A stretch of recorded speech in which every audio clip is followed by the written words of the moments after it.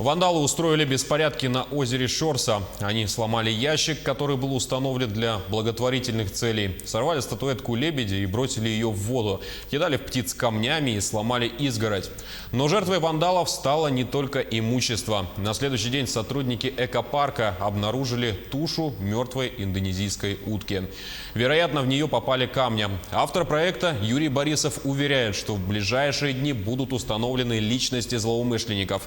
Камеры видеонаблюдения зафиксировали их действия. Напомню, что экопарк «Лебединое озеро» запускает диких животных на озеро уже 4-й год. В течение дня его посещают более 500 человек. Индонезийская утка.